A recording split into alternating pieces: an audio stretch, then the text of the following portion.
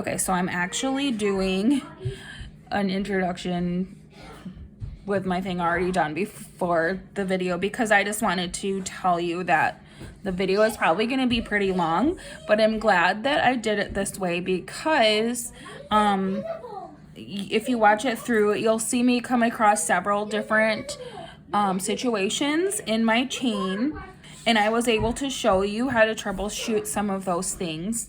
If you come across anything in your chain that's not in the video and you're like, oh my gosh, I am totally doing this wrong, what's going on? Just message me. I am so happy to help you, and I just don't want anyone to give up because I'm really so excited to see what these look like at the end of the year. I'm sure by then we're all going to be like, oh, here we go. We got to do another row, but we'll get through it, and it's going to be really cool to compare our blankets. So I hope this video is okay, and please tell me if the shadows are like way too much because I don't really know how to not have them, but I'll figure something out if it's too distracting, so just let me know. Okay, so here's going to be day 1. I have my yarn for today's color. It was 34 degrees at noon, and I'm just using scrap yarn, so you can see I have like a mess here, but that's okay. Just ignore it. So again, we're gonna make a slip knot first. Make a hoop, the X with the tail underneath, and then the extra yarn part is gonna go in the middle.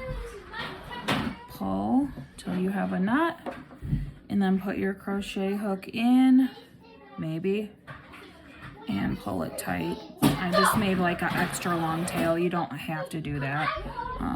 I'll weave it in and cut it off at the end. Okay, I'm so sorry, but I was just putting my videos together and I realized that somehow I didn't press record on the whole entire part about how to start your chain. So you're gonna see this part twice probably, but also I realized in all these videos that my hands were too far this way, and I'm not doing the best angle. So you just have to bear with me. I've never done this before. I'm so sorry. Hopefully by the end I'll figure it out. So I've got my slip knot, which I literally just showed you in another video. And I'm going to I'm going to tighten it on there. I'm going to take my hook underneath my yarn so I can hook it. And I'm going to go through the middle. And I'm just going to do that however many times I need to do for the desired length that I want. I kind of showed you in the other videos, but so the chart that I'm gonna attach shows you different lengths for different styles of blankets that you want to do. My blanket is, I think it was like 300 and some. I don't even know how many I ended up with since I'm doing this after I already finished the whole thing. But anyways, so just remember that I just wanted to show you, so in case you don't have to go back to the other video of how to do the beginning chain. You're just looping it through where your hook is, and you're just gonna count, and you don't even have to count if you don't want to. I usually kind of vaguely count and then lay it across my lap or across my bed to get it to the length that I want it. This blanket does not need a specific number of stitches, so it does not matter if it's even or odd or any of that stuff. Just make it however long you want it, and that's it. Okay, so I'm gonna try to do this without shaking the table so much. I got like a tripod, and I've never made a video before yesterday anyways, but so I made my chain. It said for a queen size blanket with a drape to do 338 chains. I laid it across my bed and I took a picture so I can show you, and it looked good. This is all in a pile. My children distracted me numerous times. My yarn came out numerous times. One time it came out and I unraveled part of it, and I didn't start over. I just kind of guessed where I was and kept going. As you can see, like, some are not perfect. It's not going in a perfectly straight line. Some are bigger than others. Here's a fat one here. and it's all fine. The good thing about this blanket is none of that really matters. So just make it, you know, as long as you want it, and then we will work on our row 2. So, okay, I had to leave and come back because I forgot that I'm gonna make you use stitch markers so that we don't lose stitches at the beginning and the end of our rows, because then our blanket's gonna go from really wide to like a triangle shape, and we don't want that. So just remember when you're deciding how long to make your chain that this blanket is going to be really tall. I Googled and found several anywhere between 60 and 80 inches. So you don't want to make your chain too small, because then you'll just have like a long, skinny, super tall, strange looking blanket. So anyways, so I finished my whole chain. So we're just doing single crochet, so we don't need to do any extra chains or count anything. We're just gonna go right into this first V. So you're gonna stick your hook into the first V right in the center.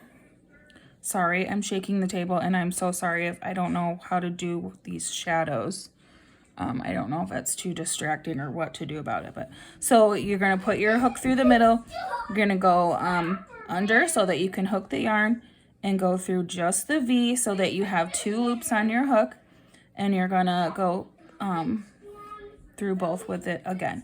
Now I want you to stop what you're doing with only 1 stitch on here so that you do not mark the wrong stitch, and I want you to mark the V that you just made. I want your stitch marker to go under both loops, and so that you can keep track, so you know when you come back that you do not miss that stitch. That is the stitch that you need to turn in every single time to keep your edge straight, and we're just going to leave that there while we finish our chain. So then we're going to go into our next V and make our single crochet,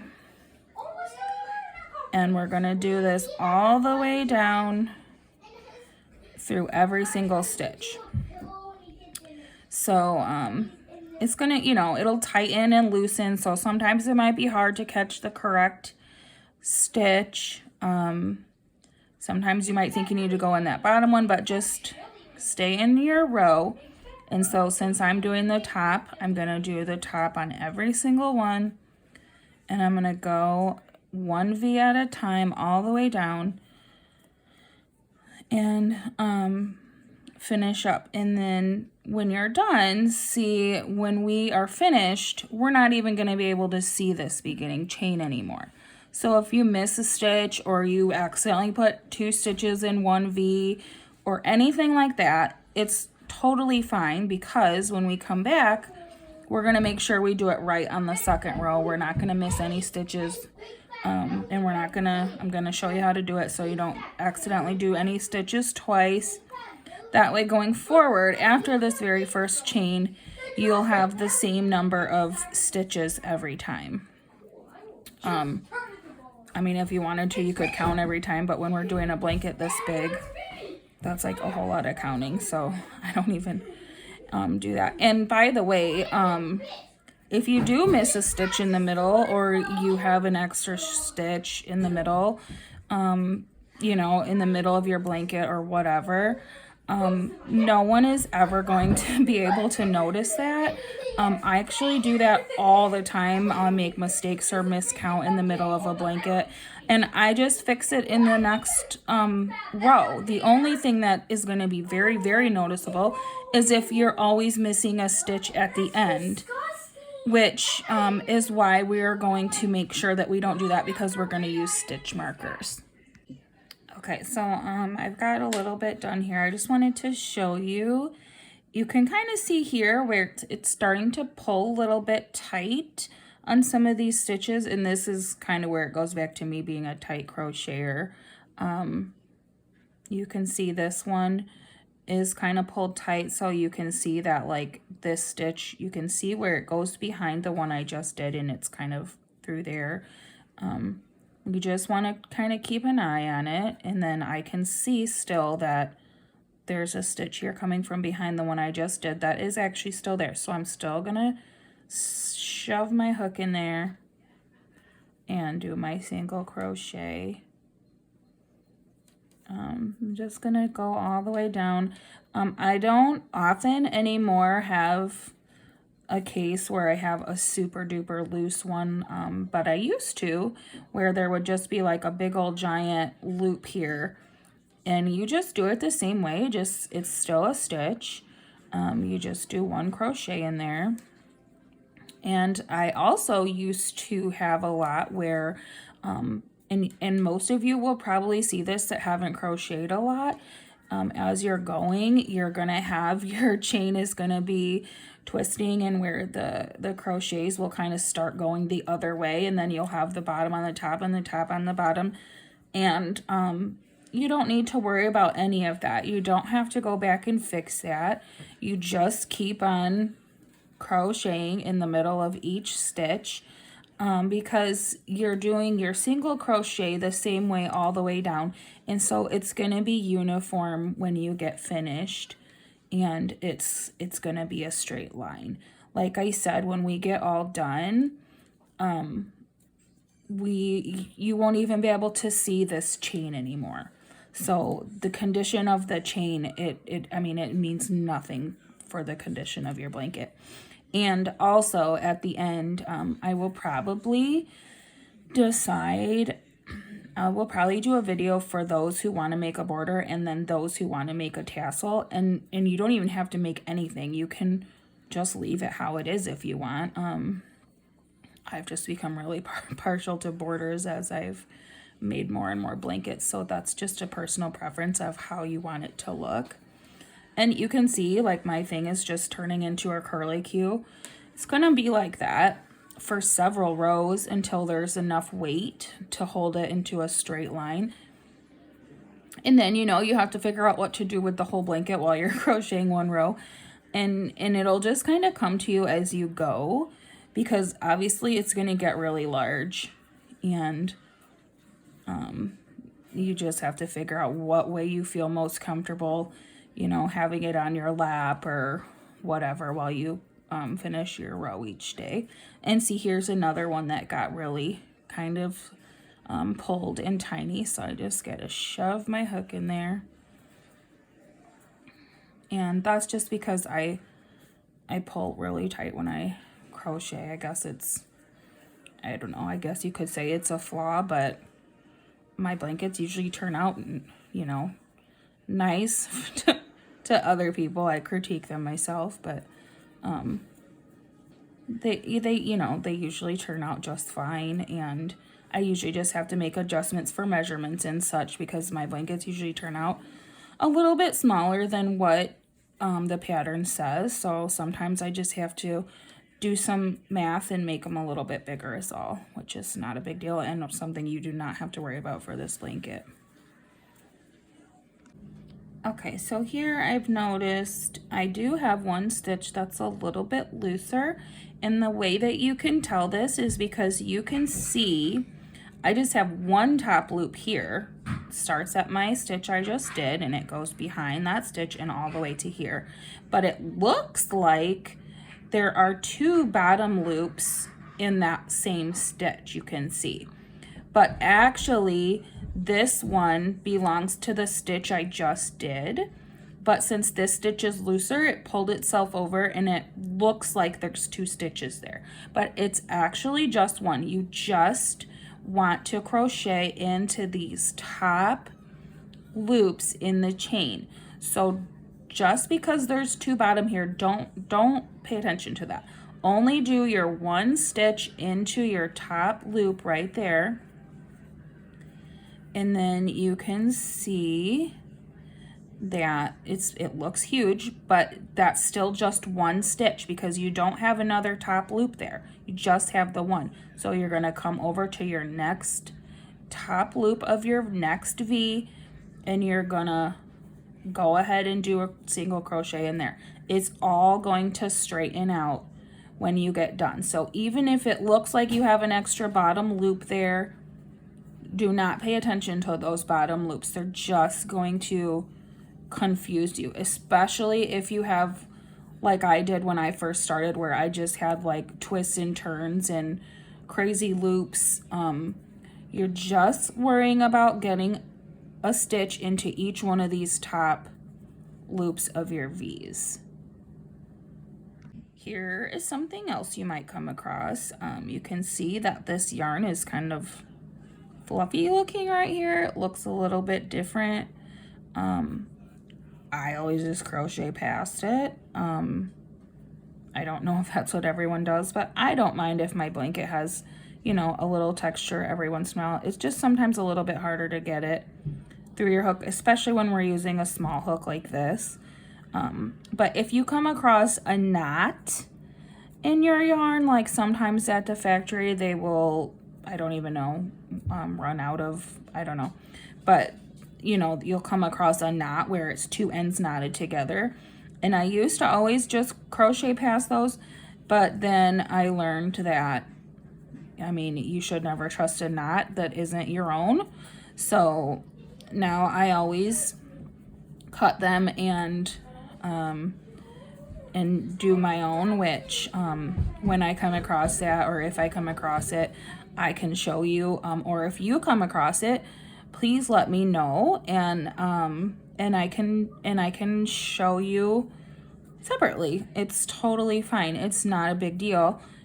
We just don't want our blanket, so if it's not your knot and you make your whole blanket and that knot turns out to be garbage, and it comes undone, you could unravel your whole entire blanket.